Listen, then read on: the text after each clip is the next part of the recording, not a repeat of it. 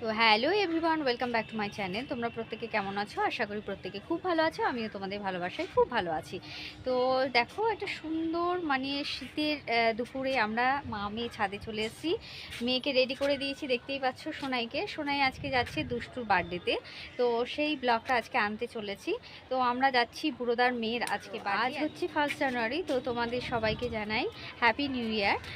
আশা করি তোমরা প্রত্যেকে মানে ভালো আছো, ইভেন মানে ভবিষ্যতেও ভালো থাকবে। তোমাদের মানে সারা বছর ভালো কাটুক, এটাই চাই। সারা বছর তোমরা ভালো থাকো, সুস্থ থাকো, এই কামনাই করি। তো চলো দেখতে থাকো ভিডিওটা। তো আমরা এখন যাচ্ছি দুষ্টুর বার্থডেতে। তো চলো কন্টিনিউ করছি ভিডিওটা।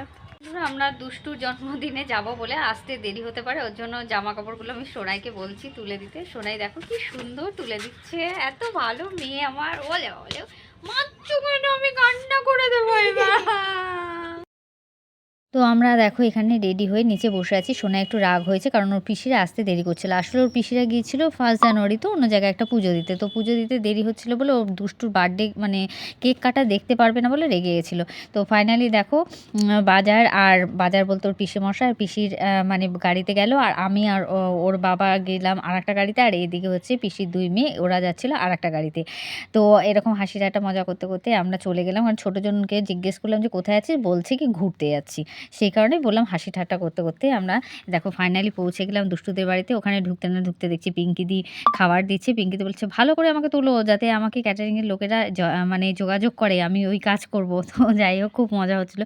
আর এদিকে দুষ্টু বুড়ি কী করছিল জানো তো, যেই যাচ্ছিল না কেন ছোটো বড়ো সবাইকে ঠুসে প্রণাম করছে। আর এই যে আমাকে ডাল দেখাচ্ছে, বলছে রেখা ডাল খাবে, রেখা নাকি শুধু ডাল খাবে। হ্যাঁ, আর এদের দুষ্টুকে নিয়ে মানে জাইম্বু বলছে যে এই তুই কী করছিস রে, ঠুসে সবাইকে প্রণাম করছিস। আর এখানে খাবার দাবার রাখার অ্যারেঞ্জ করা হয়েছিল। আমি যেতে না যেতে মানে কেকটা অলরেডি কাটা হয়ে গেছিলো। তো পিঙ্কিদি বললো তুমি এক কাজ করো, আমি কেক কাটছি, তুমি সেটাই তোলো। আর এদিকে দুষ্টুপুরির অনেক মানে রাগ অভিমান ছিল যে তোমরা এত দেরি করে কেন আসলাম। তো যাই হোক, এখানে কচিকাঁচাদের মেলা বসে গেছে। আমরা একটুখানি মানে গল্প করে ওখানে খেতে বসে পড়েছিলাম। যেহেতু অনেকটাই দেরি হয়ে গেছিলো আমাদের ওখানে যেতে যেতে, প্রায় 3টে বেজে গেছিলো।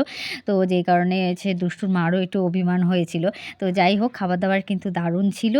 এখানে পায়েস আর চাটনিটা আমার বেস্ট লেগেছে। আমি নিজে আগে পেট পুজো করে নিয়ে দিয়ে এদেরকে খেতে দিয়েছি। পিঙ্কি দিদিদের আমিই খেতে দিলাম লাস্টে। যাই হোক, তারপরে খাওয়া দাওয়া হয়ে যাওয়ার পর এবার আমরা সবাই টাটা করে দুষ্টুকে বেরিয়ে আসছিলাম। তো ওখানে আবার প্ল্যান হচ্ছিল যে নেক্সট শনিবার দিন আমরা আবার তারকেশ্বর যাব। তো সেই ব্লগটাও আসতে চলেছে, তোমরা দেখতে থাকো। আশা করি সেই ব্লগটাও তোমাদের ভালো লাগবে।